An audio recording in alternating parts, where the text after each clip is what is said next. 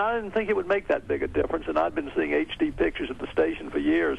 But when I finally got an HD set, it's like, oh, what a big difference it is. And definitely. And actually, I'll tell you what, the picture is better if you're not hooked up to cable. Wow, I did not know that. Yeah, it is. That's my opinion. Now, you might find another one. Suitor's opinion. Now, do you have any people you'd like to thank before we conclude this interview? I just, it's just so many memories of people that I have. I love the people that I have worked with in my sports department over the years, and this goes back, from, I started out with Ray Reeve, who was one of 3 broadcasters in the North Carolina Sports Hall of Fame, worked with a man named Nick Pond, who is now dead, but Nick was Nick played basketball at NC State in the 50s, and Nick taught me how to write a script so a director could read it. Make it simple so a director would have no trouble deciphering whether you're supposed to go to tape or to Chiron or what have you.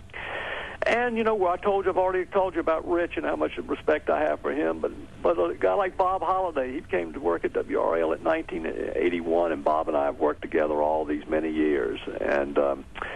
And just, the list goes on in our sports department. Jay Jennings, who's an award-winning photographer. He's got like 14 Emmys.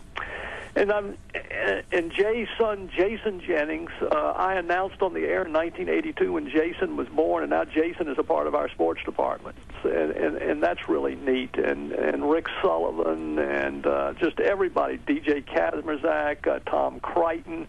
Matter of fact, Tom Crichton was one of my best producers ever, and he's out of the business now. But this afternoon we went to the movies together.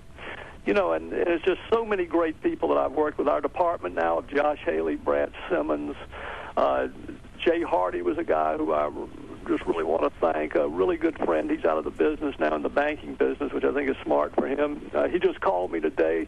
All these people I keep up with, and I just really have a great, kind of abiding love for them.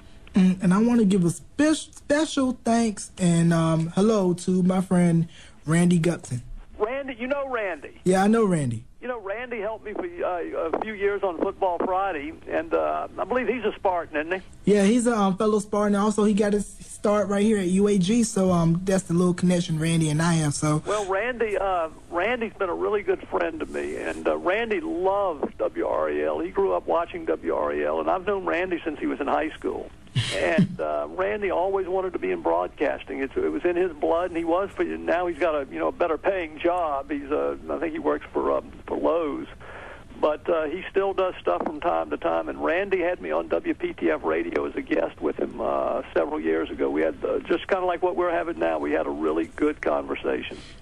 And ladies and gentlemen, Tom Suitor, former sports anchor of WRAL. We've been babbling for close to an hour. Can you believe that? TV5. That's what happens when your interviews are supposed to be honest, candid, revealing, and not that tabloid fodder stuff. I don't believe in that. I don't do that. You told me 15 minutes and we've been gabbing for an hour. Hey, when you get going, you get going. That's all I got to say about that. Jarrell, I really like you. You're a nice young man who I think's good things are gonna happen. I love those guys from down there in Northampton County. Good group of people. Thank you very much, Mr. Tom. Thank you for doing this interview, and hang on the line. Okay. All right.